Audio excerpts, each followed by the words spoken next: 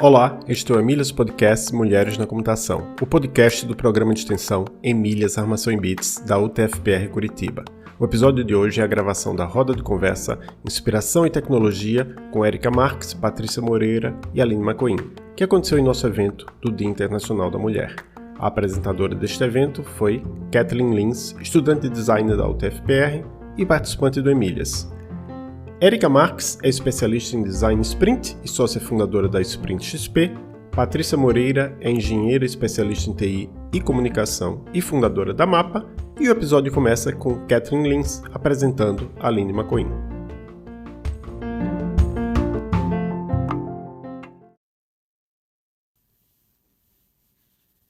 Agora eu vou apresentar mais uma convidada nossa, que além das que vocês conheceram, Aline Macoin, que é doutoranda em Direito pela UFPR, mestre em Engenharia de Sistemas da Computação pela UTF, analista de sistemas na Superintendência de Inteligência Artificial na SERPRO, professora de pós-graduação na PUC Paraná e é advogada, membro da Comissão de Direito Digital e Proteção de Dados da OAB do Paraná, pesquisadora em Logarithm, acredito que seja essa a pronúncia, membro do Brasileiras em PLN, Processamento de Linguagem Natural e na GovDados, membro suplente da Rede Ibo-Americana da Universidades e Institutos de Investigação em Direito e Informática, e recordista também de ouvintes no Emílias Podcast.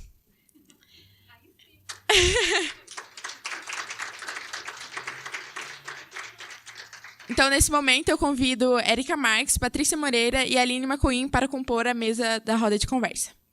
Uma salva de palmas para elas, por favor.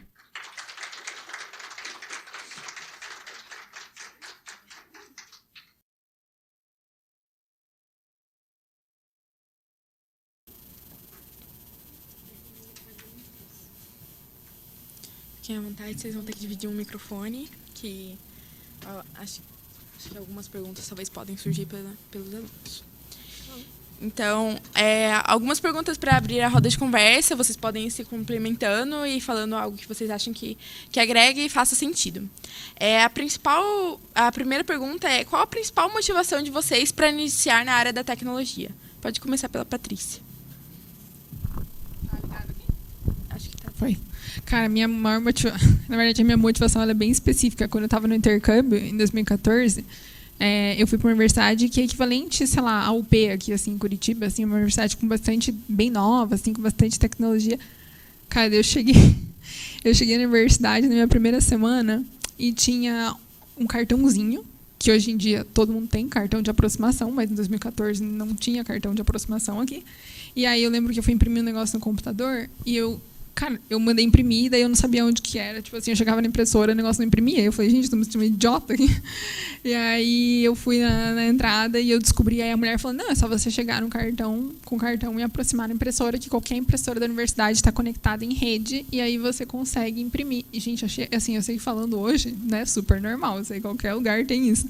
Mas, assim, na época, eu fiquei muito chocada com essa informação. Eu falei, gente, como isso? E aí eu estudando na UFPR, com o telhado caindo, o cachorro no meio da sala de aula, daí a goteira buncando, eu falo, cara, não é outro universo, isso aqui é um universo paralelo. Aí eu super, assim, eu já tinha essa pegada de gostar de tecnologia, mas isso pra mim foi a cerejinha do bolo. Bom, o meu interesse pela área de tecnologia, acho que começou quando eu estava na 6ª série, que minha mãe me matriculou num curso de HTML. Apesar de tão jovem, me interessei logo no início. Acabei fazendo a graduação aqui mesmo, na própria UTFPR, na área de computação, sempre foi minha primeira opção, mas até em virtude de recomendações da família, acabei cursando também Direito. Apesar de ser áreas tão opostas, é o que eu estou fazendo atualmente e achei que foi muito interessante eu conseguir unir essas duas áreas, e eu vejo como uma grande oportunidade que também, tanto na área técnica quanto na área jurídica, pode ser explorada, que é com relação à regulação da inteligência artificial. Então, acabo unindo muito do que as duas palestrantes comentaram, que as tecnologias no geral fornecem grandes benefícios, mas também estão prejudicando grupos de pessoas, e no caso se incluem sim as mulheres nesse caso. E quando a gente vai ver quem que desenvolve essa tecnologia, acabam sendo homens. E essas questões que estão prejudicando mulheres realmente são preocupações dos homens ou deveriam ter mulheres também inseridas no desenvolvimento das tecnologias para, assim, externarem essas preocupações e fazerem tecnologias de forma responsável? Então, o meu grande interesse acabou começando lá na infância, mas eu vejo muito útil agora, sim, tanto mais mulheres atuarem nessa tecnologia e talvez até conquistarem novas garotas para entrarem nesse mercado, justamente porque precisamos dessa força feminina para cada vez a tecnologia ser mais inclusiva, e não só para mulheres também, considerando raças e outras questões que também estão pessoas prejudicadas pelo mau uso da tecnologia. Bom, pessoal, não sei se vocês sabem, mas eu tenho 45 anos. O meu começou tudo com Pac-Man. Apaixonada por jogos, não posso negar. Eu era daquela que abria tudo, né? Então mexia em tudo, via como as coisas funcionavam e depois não sabia como voltar todas aquelas pecinhas de volta e tal. Então, sempre muito curiosa nessa área. Não tinha, nessa época, estamos falando aí nos 90, não tinha essa área. Eu não fui do universo acadêmico, mas eu busquei na internet, estamos falando 92, 93, sim, com a internet de escada, e em comunidades online a entender o que é a tal do algoritmo. Depois fui para HTML, aí eu trabalhei com isso, trabalhei junto com a AutoCAD, que eu também era técnica em edificações, apaixonada por ponte. Então, comecei a fazer programas. Não é trabalhar com programação, falar bonitinho, né? E aí eu programei dentro do CAD, é uma linguagem Lisp. Depois fui entendendo de algoritmo, fui para desenvolvimento com PHP e MySQL. E aí fui entrando nesse universo também de comunidades e também de marketing, que eu achava muito legal. Então, eu sou um misto desses universos, assim, mas eu gosto muito e sou uma fissurada mesmo por novidades. Só para vocês terem uma ideia, só por curiosidade. Lá no Rio tem um local chamado Centro Cultural Banco do Brasil, que sempre tem exposições, e nos anos 80 eles já tinham um tablet, que era touch. Então, você conseguia ver toda a programação via touch. Então, quando surgiu o iPhone, eu falei, só diminuiu. Só para você ter ideia de nível de tecnologia e entendimento das coisas, né? Então, eu fico muito feliz quando surge uma tecnologia que, não pensei nisso antes, como é que isso é feito? E estou em busca disso ainda. Legal. Uma pergunta que eu tenho, assim, inclusive, acho que as pessoas perceberam a minha dificuldade com o inglês, mas o que vocês acham e qual a necessidade do inglês para a área de vocês, para atuar não só fora do Brasil, mas dentro do Brasil também, empresas nacionais, qual que é a importância de ter o inglês, por onde começar aprendendo, se principalmente para nós estudantes, né, que cursos, assim, a gente pode considerar que tem cursos de inglês caríssimos, né, mas fontes alternativas, métodos alternativos, e se vocês tiverem algum método diferenciado que quiserem contar também, podem ficar à vontade. Cara, muito legal essa pergunta, porque eu vou dar duas respostas diferentes, tá? Então, para você entrar numa iniciativa Google, qualquer uma que seja, a primeira questão é que você saiba inglês. Qualquer iniciativa, seja ela voluntária ou você trabalhar mesmo como colaborador. Então, aí o mercado já mostra, né? Todas as novidades, por padrão, vêm em inglês. Por mais que surja algo na Alemanha, na Rússia, é em inglês que se compartilha isso, né? Então, já está certo que é importante. Essa é uma resposta. A outra resposta eu fui líder de uma comunidade global e quando eu entrei, fiz o teste, eu não sabia inglês. O que eu tinha era atitude. Eu sou uma empreendedora. Então, eu corri atrás, falei com as pessoas que sabiam inglês e elas participaram das entrevistas comigo. Todos voluntários. Então, assim, inglês é importante, mas não te limita. Nada te limita além de você mesmo. Nada te limita além de você mesmo. Eu fui para os Estados Unidos a convite, não sabia falar inglês. Fui, me virei, comia muito bem, voltei, fiz parceria, sem saber inglês. A gente sabe sinais, a gente sabe quando a gente tem fome. Maravilhoso. Minha primeira palestra em inglês foi em Singapura.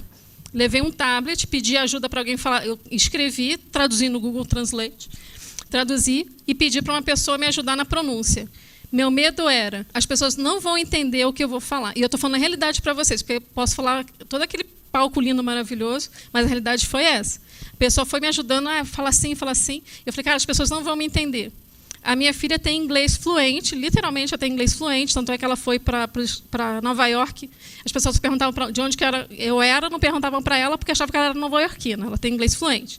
E aí eu levei ela comigo para Singapura, porque eu falei, ela vai me ajudar super, né? Imagina, 27 idiomas diferentes, todo mundo ali fala inglês, né? E ela que vai me ajudar. Ela não estava entendendo, porque todo mundo tem sotaque, eu também, e eu entendia super bem, porque eu tenho sotaque. Então, isso é maravilhoso, porque eu ficava falando, não, ela falou tal coisa, achando que ela ia traduzir para mim e foi o contrário. Então, assim, tem os desafios, vai em frente, que você vai conseguir.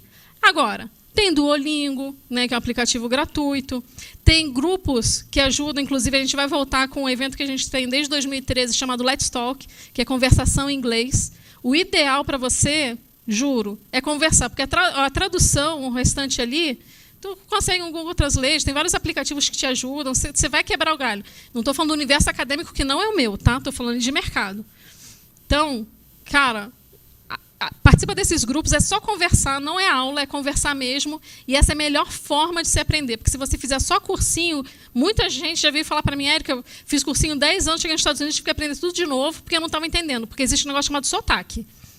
E você acha que, eu tenho sotaque e não vou falar? Cara, todo mundo tem sotaques diferentes em cada cidade que você vai. Então, assim, fica tranquilo com relação a isso, não deixe isso te limitar. É isso que eu queria falar. Bom, vou dar um pouco sobre a minha experiência. Eu trabalhei sempre no setor público, então acaba que no setor público quase nunca tem conversação em inglês. Mas para quem atua com computação, tanto desenvolvimento quanto até na parte de projeto, outras coisas, as normas técnicas e até orientação sobre código-fonte, quase tudo é em inglês. Então, o que eu recomendo é, pelo menos, ter a leitura, né? Que acho que isso também vocês adquirem com o tempo, porque é questão de prática, de muita leitura. E, com relação ao meio acadêmico, que é uma outra área também que eu atuo, vai ser necessário também muita escrita. Então, você quer publicar sobre um tema. A escrita acadêmica também é muito formal. Eu mesma, quando preciso produzir um artigo acadêmico, acabo ainda passando por um revisor, justamente por essa dificuldade em tanto escrever em inglês, quanto deixar no inglês formalizado, né, que seja aceito por esses acadêmicos internacionais. E agora, a conversação, para quem até pretende trabalhar em empresas multinacionais ou até fora do país, com certeza, ainda a conversação vocês também vão ter que investir bastante. Mas tudo vai depender do objetivo de vocês. Se pretendem trabalhar no Brasil, então a leitura é obrigatória. Agora, se pretendem uma carreira internacional, é bom investir em conversação desde o início. Para não falar a mesma coisa, assim, né, para não ser repetitiva, uma coisa que na faculdade, assim, que foi o que eu fiz, e pós-faculdade também existem oportunidades, assim, mas nesse ambiente universitário de graduação é onde mais tem, assim, ou pelo menos logo na sequência, em pós-graduação, uma forma, assim, alternativa. É o aprender na marra, você fazer o intercâmbio, entendeu? Eu não fiz inglês, não era fluente, cara, eu sentei na cadeira, estudei para a prova de proficiência, fui para a Inglaterra, cheguei lá, não entendi, aí o problema era o sotaque deles, né? Mas é muito difícil de entender, assim, você fala umas besteiras, cheguei lá a primeira vez, eu queria um secador de cabelo, pedi uma gilete, a mulher no mercado ficou me olhando, tipo, você tem certeza? É pro cabelo, aí ela ficou me olhando, assim, né? Uma das besteiras que você fala. Mas, gente, tem muita oportunidade, assim, nessa época de faculdade, e tem uns bloqueios, assim, que eu tive recentemente, de que no Brasil, a gente se enxerga muito como brasileiro, mas as pessoas de fora enxergam a gente como latino-americano. E o que tem de oportunidade de bolsa para latino-americano é uma coisa assim, sério, sobra bolsa, é uma coisa absurda, assim, tanto de graduação quanto pós-graduação. Então, eu acho que essa é uma forma assim, de aprender, assim, acho que sobre a questão de utilizar ou não, né, vocês já explicaram, acho que isso depende também dos seus objetivos. E sobre como aprender, assim, né, outras formas alternativas, você já falou dos aplicativos. No final das contas, para mim, sei lá, é muito autoconhecimento, sabe? Cada pessoa aprende de um jeito. E aí a gente tem essa caixinha, às vezes, que a gente coloca. Cara, tem gente que por causa do autismo, por exemplo, eu tenho uma dificuldade absurda de escutar as coisas. Eu não consigo. Mas se você me mostrar, desenhar, literalmente, desenha, eu consigo. Então, às vezes, um aplicativo X para mim não funciona, mas um outro funciona. Então, no final das contas, a gente entender o que cada um, assim, qual que é a sua forma de aprender, isso ajuda também. Que aí, de repente, você é uma pessoa que, com a conversação, vai conseguir. Às vezes, com os aplicativos, não. Um outro jeito, sim. Então, esse processo de descoberta é importante. legal, gente. Quer perguntar?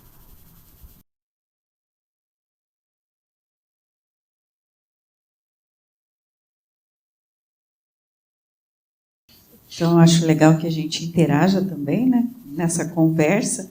E uma pergunta seria: qual dica ou conselho que vocês gostariam de ter tido antes, né? Ou no início da carreira de vocês, que algum profissional tivesse falado algo para vocês que ficaria para depois?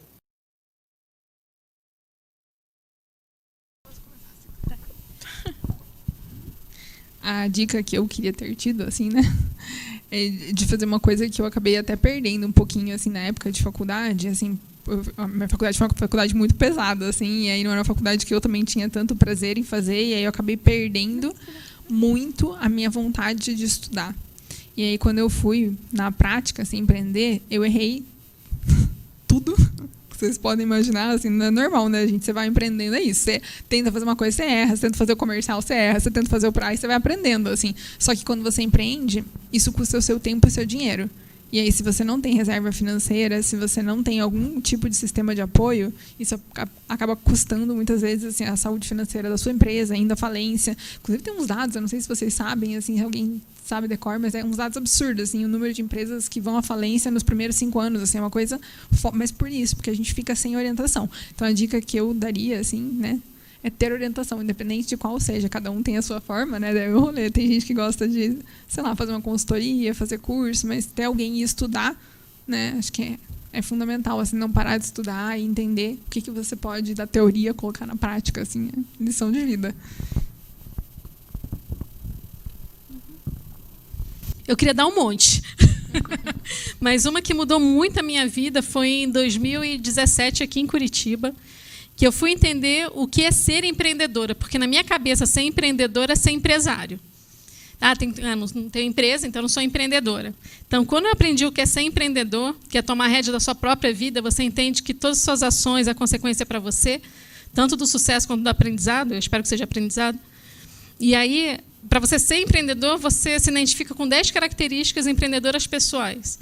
E são 3 pilares, né? O planejar, executar, e antigamente falava competir, mas eu gosto de botar colaborar no lugar. E é baseado, inclusive, nesses 3 pilares. Isso surge de uma pesquisa da Alemanha, em Harvard, com 100 empreendedores e tal. Mas eu consegui entender várias coisas, porque assim, eu sou muito ativa.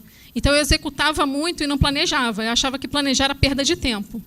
E aí eu entendi que o planejar é uma das atitudes empreendedoras.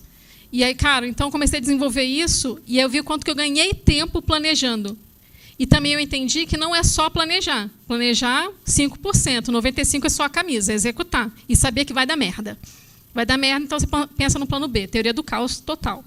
Então, são vários aprendizados em cima disso. O que é ser empreendedor e se conhecer a partir daí.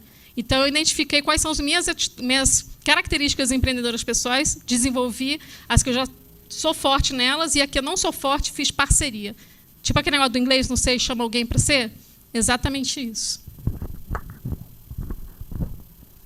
Bom, eu vou dar uma dica com base até na minha experiência pessoal e profissional. Eu, felizmente, até enquanto estava na faculdade, nos meus primeiros empregos, eu acho que tive uma sorte de trabalhar em empresas que quase metade da empresa era composta de mulheres, apesar de ser uma empresa na área de computação. E, na minha graduação, eu era a única mulher da turma, mas, felizmente, também tive muitas professoras mulheres. Então, eu não sei se era porque eu era muito nova ou não teve realmente nenhum problema, eu realmente ainda não vi esse problema de gênero, tanto na graduação quanto nos meus primeiros empregos. Mas a dica que eu dou nunca deixem de investir na própria educação de vocês e no aperfeiçoamento profissional, independente do que está acontecendo na empresa que vocês trabalham. Porque o emprego, às vezes, pode ser temporário. Vão ter empresas que vão oferecer mais oportunidades para as mulheres, vão ter empresas que vão ser totalmente prejudiciais para as mulheres. E uma dica, até que se eu pudesse voltar ao tempo, eu teria começado o meu doutorado antes. Eu, nos meus primeiros anos de uma empresa que eu trabalhei, eu me dediquei total para a empresa. E, infelizmente, eu tive chefias que eram... Ou não sei o que aconteceu realmente, mas ou não apoiavam mulheres ou não apoiavam o aperfeiçoamento de mulheres. Então, se eu pudesse voltar no tempo, teria feito meu doutorado antes, justamente porque eu vejo a educação como um ponto principal até para você ver realmente o que você gosta de fazer. Finalmente, depois de um tempo, eu consegui unir tanto que eu estou trabalhando na parte acadêmica, quanto na parte profissional. E eu acho isso muito importante. Só que nem sempre a gente vai conseguir reunir todos os nossos objetivos de vida realmente no emprego. Mas o importante é a gente não desistir, porque, eventualmente, as coisas acabam se encaixando. Então, se vocês não estão contentes com alguma empresa, espere um pouco, pode melhorar, ou às vezes pode trocar alguma chefia, ou realmente procure uma empresa que esteja adequada aos objetivos e às expectativas de vocês. No caso das mulheres, sim, há empresas que são muito mais inclusivas para as mulheres, e eu acho importante a gente valorizar empresas que sejam e que respeitem os nossos direitos. Muito bom, eu já tenho até uma pergunta, inclusive, sobre isso, mais ou menos, que é quais são os requisitos que são importantes para se levar em consideração na hora de procurar um estágio, uma empresa para trabalhar. Claro que uma empresa que acolha mulheres, que entenda, é muito melhor, mas quais oportunidades a gente pode buscar lá fora? Bom, até foi comentado, né, dos objetivos acho que é ODS, né? Acaba sendo, na verdade, esses objetivos, que foi relatado na palestra anterior, uma publicidade positiva para as empresas. Então, empresas que realmente, além de estarem consolidadas no mercado, também buscam essa publicidade objetiva, também acabam querendo se adequar a essas propostas internacionais. Então, se vocês têm várias oportunidades de estágio ou de emprego, busque uma empresa que realmente está interessada, além de estar consolidada no mercado, possa ter um salário de acordo com o que vocês esperam, mas também que tenham essa preocupação, e que não só essa preocupação no sentido de publicidade, mas que efetivamente desenvolvam medidas que reflitam tanto na felicidade das funcionárias e felicidade também financeira, né? Porque a gente se deparar com... A empresa faz a propaganda que apoia a equidade de gênero, mas, na prática, a gente vê homens ganhando o dobro que mulheres. Então, tem tanto a publicidade na parte teórica, quanto também na prática. Só que, infelizmente, isso dificilmente vocês vão descobrir antes de entrar na empresa, mas acabam descobrindo só quando já estão trabalhando lá. Então, é um tema muito sensível, mas buscar pelo menos as notícias que saem da empresa, entrar no próprio site da empresa e ver o que ela publica, talvez já seja um ponto de partida interessante. Então, e se em vez de você procurar uma vaga, você se oferecer na vaga? Então, é outra visão. Procure a empresa que faz sentido para você. E, para fazer isso, você vai precisar entrevistar as pessoas que trabalham lá, para ver se a cultura realmente faz sentido ao que você está buscando. Não só salarial, mas, cara, benefício. Tem acho que uns 3 meses que eu fiquei sabendo que a Funny Track, que é uma startup daqui, ela tem a questão do 80-20 no seguinte formato: você trabalha só até quinta-feira. Sexta-feira é para você fazer seu desenvolvimento pessoal. Cara, que legal, né? Isso é uma das características legais. Então, também procure no LinkedIn. Cara, LinkedIn está aí para isso. Procure quem trabalha lá, entre em contato, marca uma call. Cara, 15 minutos só para saber como é que é trabalhar lá. Estou muito afim de trabalhar assim mesmo. Né? Eu vi a publicidade lá que vocês trabalham em equidade de gênero, que trabalham isso. Como é que vocês fazem isso e tal? Pergunta mesmo. Começa a fazer entrevista para ver se é esse o local que você quer trabalhar. Então, acho que eu faria o inverso hoje. Eu buscaria o local que eu quero trabalhar e não ficar esperando uma vaga e tal, mas procurar, independente se tem vaga ou não, entre em contato. E muita gente já fez isso, inclusive para entrar no Google. Tem a lista de vagas e tal, mas as pessoas procuram quem trabalha na área que você está buscando. Quero trabalhar na parte de tecnologia. Busca no LinkedIn quem trabalha lá, que você encontra, quem trabalha no Google nessa área que você quer, marca uma call com eles, e com essa pessoa, e fala, cara, estou muito afim, identifica qual é a sua característica empreendedora pessoal, que eles estão chamando agora de soft skills, né? Quais são suas habilidades, apresenta a sua habilidade, se você tem um portfólio, apresenta e aprende a fazer apresentação de 5 minutos. E você fala assim, você acha que faz sentido? Será que consigo uma vaga? O que você acha? Os caras vão conseguir uma vaga para você. Se faz sentido, vai conseguir uma vaga para você, de uma forma ou de outra. Então, pensa ao contrário, não fica só buscando vaga. Busca o que você quer e vê qual a empresa que faz sentido para você e corra atrás, buscando no LinkedIn ou outra plataforma. LinkedIn é o que há hoje, né, gente? Então, pensa já como é que está teu perfil no LinkedIn, já está mostrando ali suas habilidades, o que você está buscando. Se sua foto está profissional, é muito legal. Foto profissional não é foto de terno, tá? Foto profissional é que mostra seu rosto. É isso. né? Então, pensa nessas características que faz todo sentido. E, de novo, né, para não ficar repetindo, assim, que além do que vocês já falaram, né, para estágio, especificamente, uma coisa que é boa a gente pensar é que nada é para sempre, assim, quando a gente está nessa época de faculdade, inclusive para entrar na faculdade, a gente fica com essa semente, assim, que parece que você tem que escolher um negócio e ir naquilo. E não é assim, você vai descobrindo o caminho. Sei lá, olha a minha formação, entendeu? Eu fiz faculdade de engenharia, depois eu descobri que, nossa, tecnologia, de repente, eu quero trabalhar com direitos humanos e eu tenho uma empresa que faz tudo isso, assim. Então, você pode ir descobrindo, assim. E eu acho que estágio vale muito você experimentar. Assim, a gente às vezes fica, quando a gente está estagiando, também a gente começa a gostar e vai indo. E o bom, não é, sei lá, é trocar mesmo, sabe? Assim, porque depois, se você for bom, você vai voltar para aquela empresa. Se as pessoas ficam muito presas, aí é melhor, porque depois da faculdade, efetivamente, você está dependendo daquele dinheiro. Aí o seu problema ele começa a ser mais sério. E depois ele só fica mais sério, porque daí tem um rolê família ainda no meio disso, né? Então, assim, justamente nessa época, é a época de você testar, assim, e ir riscando, assim, a listinha do que você não gosta, vai fazer uma listinha. E vai. Não fiz isso, não deu certo, vai pro próximo, enfim. Professor Adolfo?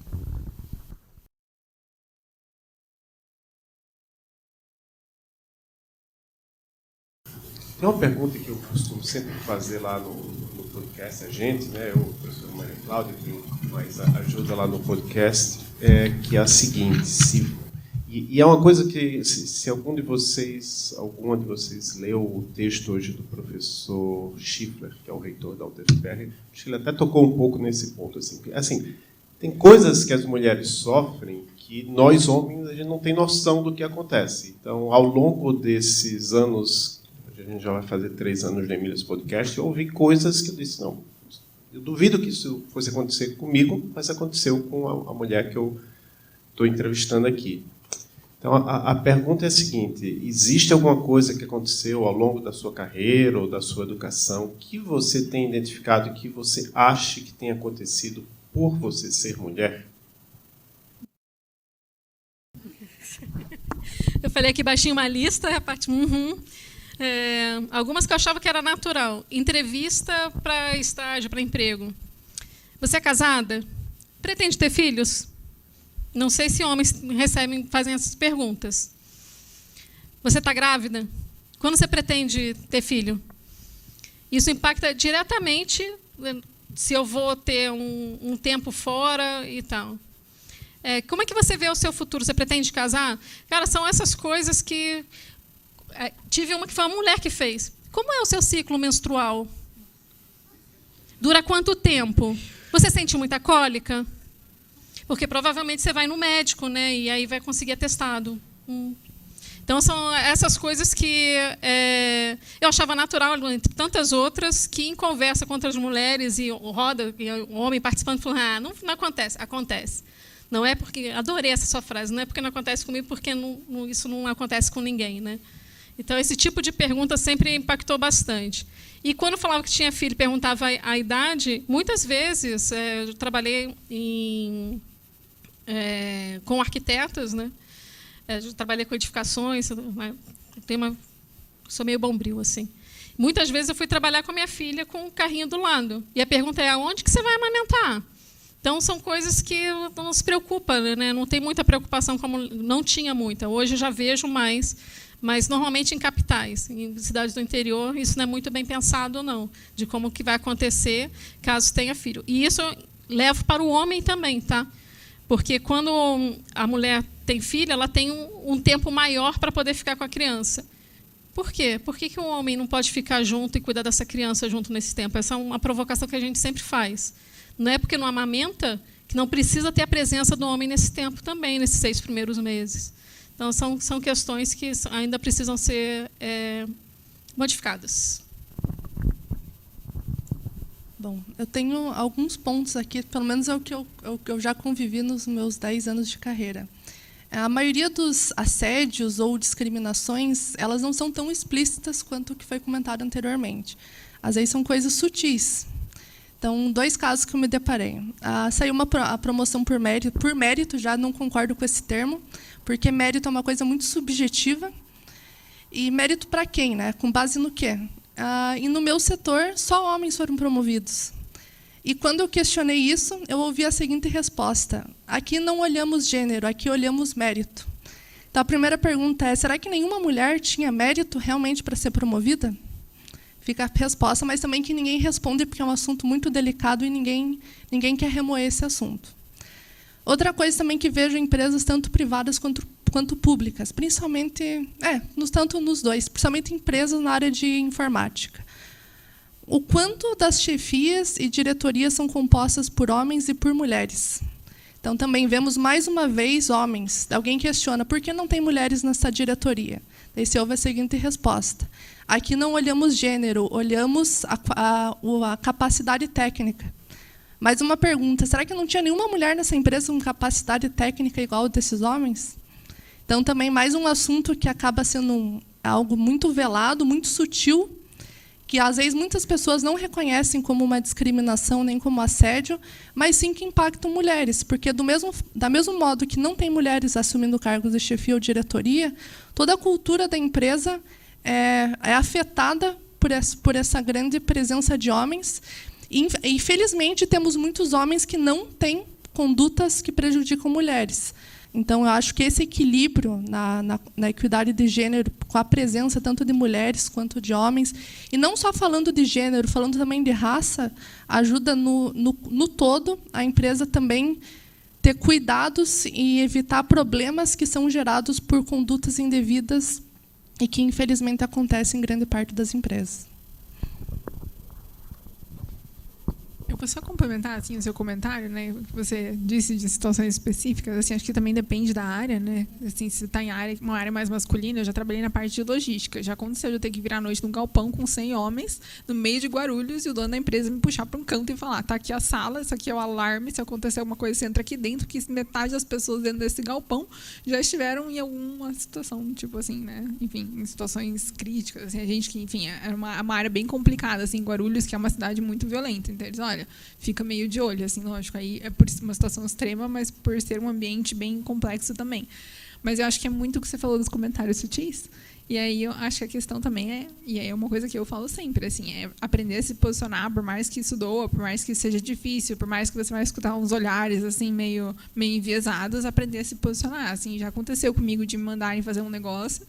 E aí eu descobri depois, porque fizeram o seguinte comentário: ah, mas é aquela bonitinha, né? Daí eles, nossa senhora, aí fui eu lá dar de dedo no dono da empresa. E aí, vou dar de dedo mesmo, porque não é certo fazer um comentário desse, entendeu? Enfim, acho que, ou por exemplo, eu já escutei na minha empresa especificamente, tinha uma época que eu tive um sócio, e aí, assim, não foi uma vez que eu escutei esse comentário: ai, que legal, mas quem que é a parte técnica da empresa? Eu. Tipo, sabe assim, esse tipo de comentário, assim, acho que é bem, bem comum, assim, acho que... Enfim. Eu tenho uma última pergunta e depois eu... Para a arte, por favor. A Patrícia comentou que um dos passos importantes para empreender é o autoconhecimento, né? Eu acho que não só no empreendedorismo, assim, mas na vida. Aí a minha pergunta para vocês é como começar essa jornada do autoconhecimento.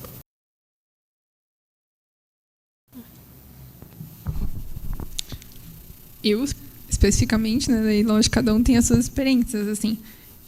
Quem que perguntou, desculpa, professoras, que não sei o seu nome.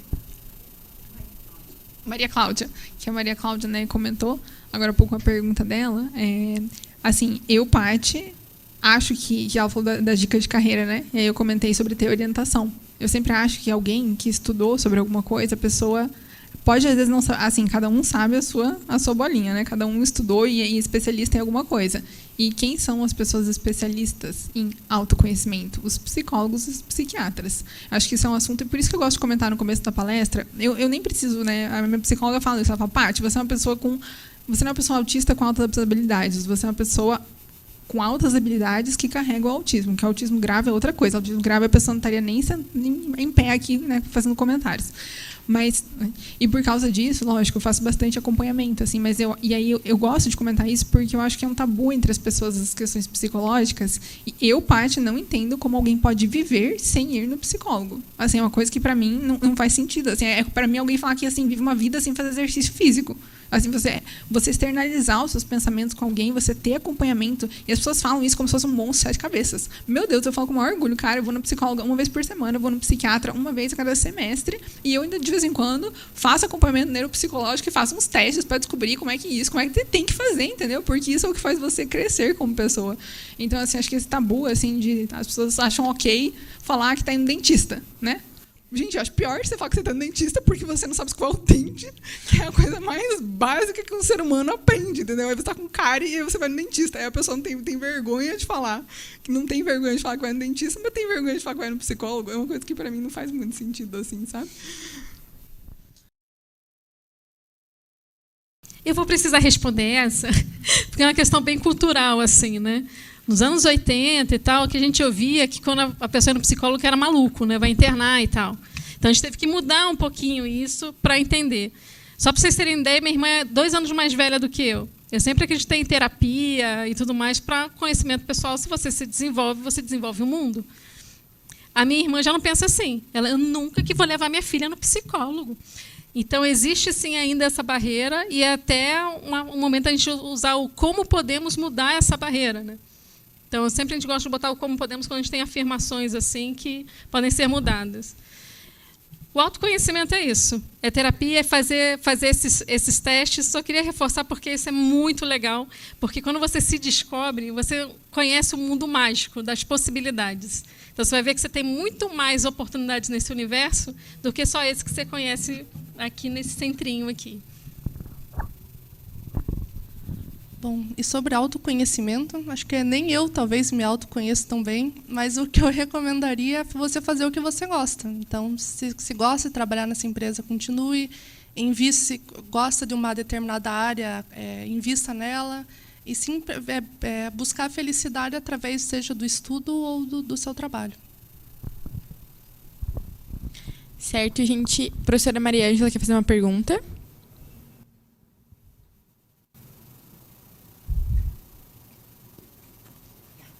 Boa tarde a todas, né, e todos.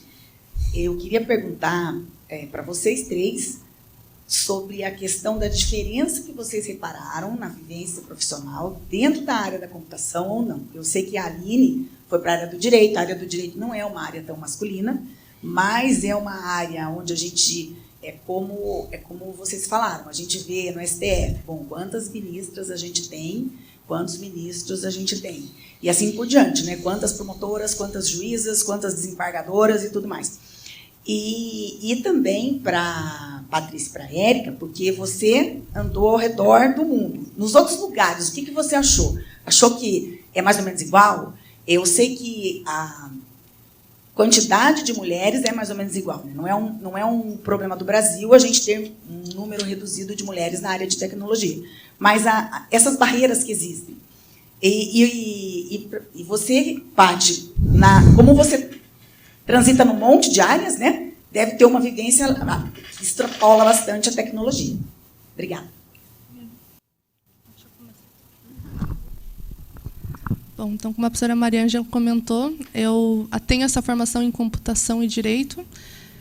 A grande parte da minha carreira, trabalhei como analista de sistemas e também já trabalhei em empresas com bastante mulheres na empresa e também já trabalhei em empresas com pouquíssimas mulheres. Tem até setor na minha empresa que nem tem mulher, tão pouco é que tem. Claro, também temos muitos homens educados, né? Não podemos generalizar. É muito bom que a empresa invista nessa cultura e em treinamentos para reprimir esse tipo de comportamento.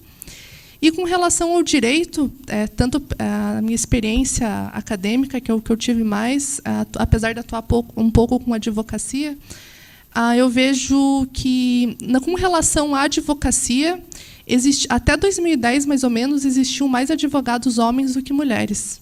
Esse número das mulheres vem crescendo tanto que acho que atualmente até o número de mulheres, de advogadas, ultrapassou o número de homens.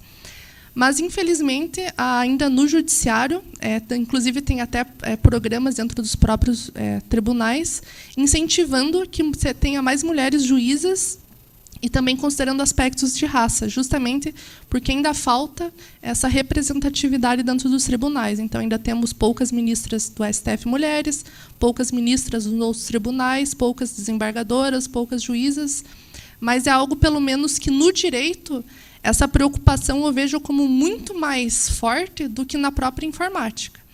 Quantas empresas de informática têm preocupação com equidade de gênero? Então, realmente ter programas que incentivem a participação de mulheres, a contratação de mulheres, inclusive que acabam repercutindo na própria qualidade da tecnologia, como eu mencionei, no desenvolvimento da inteligência artificial. Sim, tem aspectos de gênero que impactam na própria confiabilidade da tecnologia. Então, o quanto as empresas de informática estão se comprometendo e cuidando desses aspectos, e, pelo menos na experiência e dentro da bolha que eu vivo, eu vejo que, no direito, essa preocupação é muito maior que dentro da própria computação. E eu acho também que existe uma diferença muito grande, né? Assim, quantidade e qualidade, assim. Eu acho isso muito importante. Dentro de algumas empresas, sei lá, teve uma empresa que eu trabalhei e eu saí de lá por causa disso, assim, rolou uma questão de diferença salarial. Um estagiário liberou a base de dados de todo o salário da empresa, assim, um dos meninos de programação teve a brilhante ideia, enfim, vou liberar os salários. E aí rolou assim, né? A minha equipe tinham 5 gerentes, os 4 gerentes homens ganhavam X, a mulher ganhava X menos tanto. E aí começa, né? Então, assim, o que adianta a empresa lá ter a mesma quantidade de falar se os salários são diferentes, assim?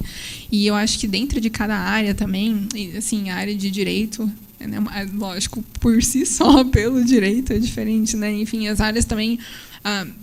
existe muito mais preconceito, sei lá, vem da área da engenharia. A área da engenharia é uma área muito complicada. Cara, você vai para a obra, eu lembro na época que eu estagiava, meu Deus do céu, gente, assim, você vai...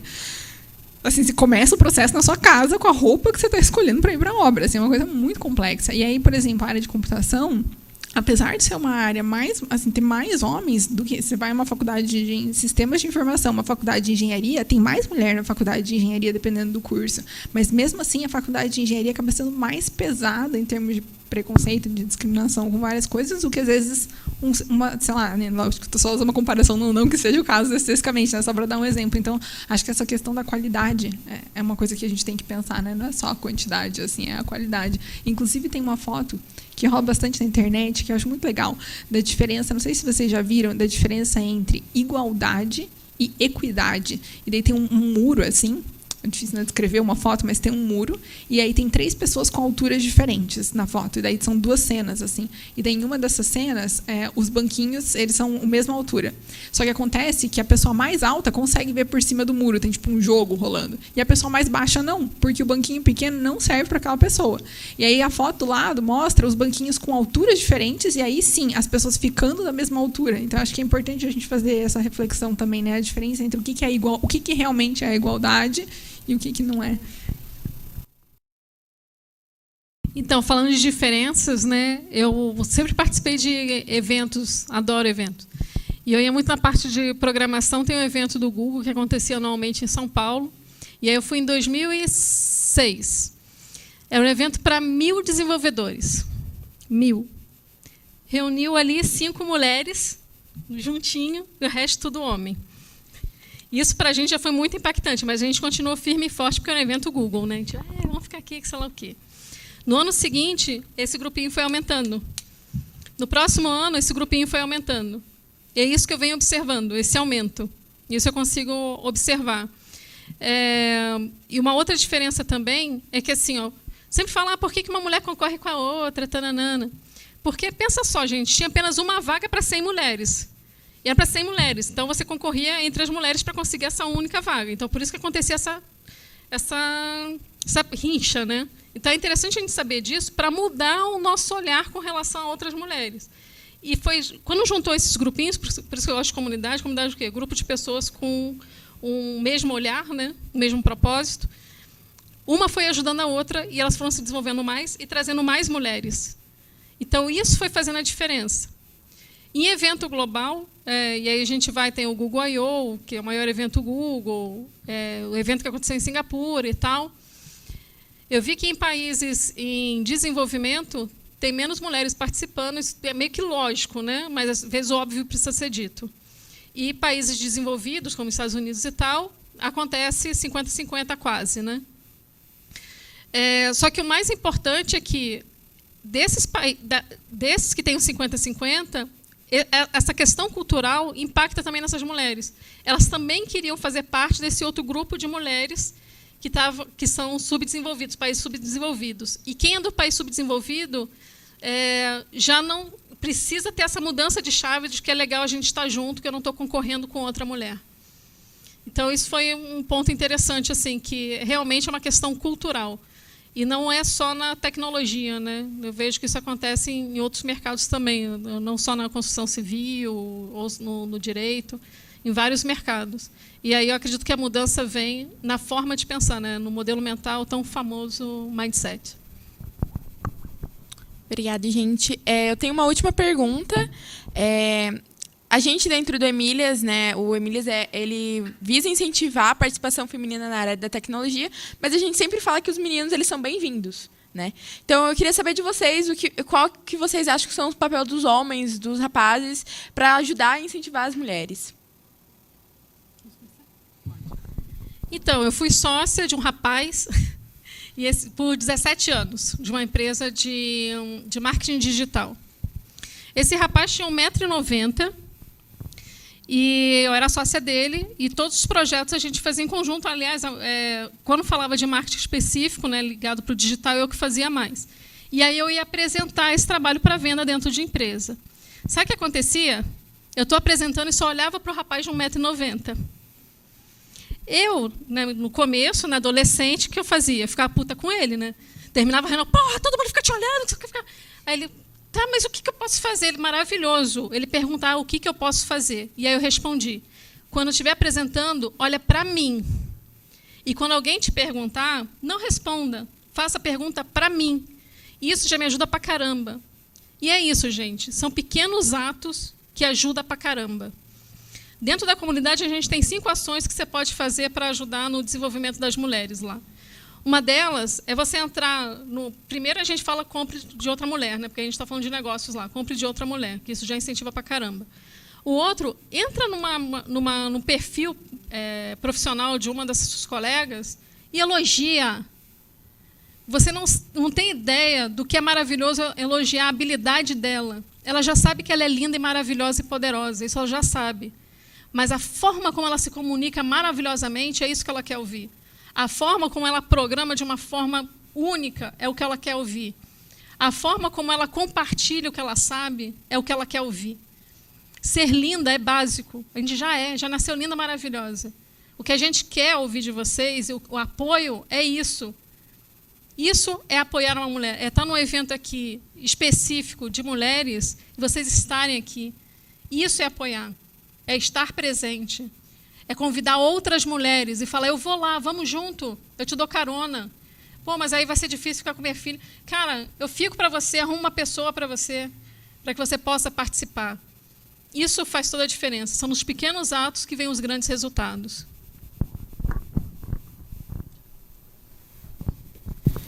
Eu acho que o papel, na verdade, até vi um vídeo semana passada na minha pós, daí falava sobre o que era um vídeo bem específico explicando sobre o que são os direitos humanos e a história dos direitos humanos.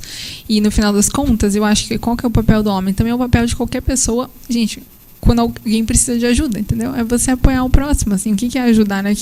Como é que você contribui com alguma coisa, na minha visão, assim, é você principalmente dar apoio, sabe? E qual é essa forma de apoio, né? Aí depende de cada situação. Na maior parte das vezes, o apoio é simplesmente estar lá e escutar, assim. Inclusive, o vídeo mostrava, assim, uma listinha. O que não é apoio. E as 2 primeiras coisas eram quando você fala qualquer frase e depois você fala, mas... Ou quando você fala qualquer frase, e se? Que é tipo assim, a pessoa fala alguma coisa, e aí você começa a justificar. E na maior parte das vezes, a pessoa só quer, assim, ter alguém para compartilhar, para dar o suporte, assim. Eu acho que esse é o papel, assim, não só dos homens, né? Todo mundo, assim, enquanto sociedade, esse é o nosso papel como seres humanos, assim, sabe? A gente dando apoio um ao outro, porque quando você tem apoio, você consegue fazer as coisas, entende? Aí, lógico, no seu caso, o apoio, como você disse, né? Era ele, é para você, com exemplos específicos, mas acho que isso muda conforme cada situação. Bom, e além do que foi exposto, só tenho a complementar, né? Acho que tem 2 formas de um homem tratar uma mulher numa empresa.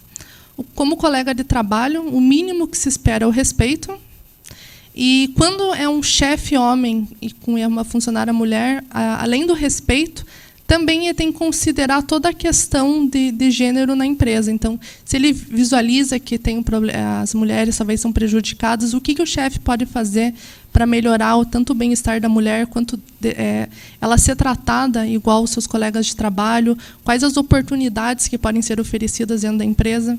Uma coisa que também eu já visualizei dentro de uma equipe que eu trabalhei há um tempo atrás, é que as mulheres da equipe, por mais que elas tivessem experiência em programação, elas eram alocadas para tarefas administrativas, tipo documentação. Então, mas se a mulher tem essa experiência em programação, por que você está alocando ela para uma atividade que talvez ela não tinha tanta experiência? É por causa do que você tem entendimento que mulher não deve programar e sim somente de fazer a parte da documentação? Então, sim, são coisas sutis, mais uma vez que eu disse, e que acabam desmotivando e prejudicando a evolução na carreira da mulher e que poderiam ter sido corrigidas e até evitadas por um chefe. Certo, gente. Muito obrigada. Encerro agora a nossa roda de conversa. Eu quero agradecer a todos pela presença. A gente ainda vai passar a lista de presença, então fiquem até o final. Quero agradecer em especial as participantes, a Érica Marques, a Patrícia Moreira e a Aline Macoin, que aceitaram participar desse encontro, que trouxeram conteúdos de muita qualidade, falas enriquecedoras e que, de certa forma, tocaram em todas nós, todos nós também, e inspiraram as alunas e os alunos que estão aqui presentes.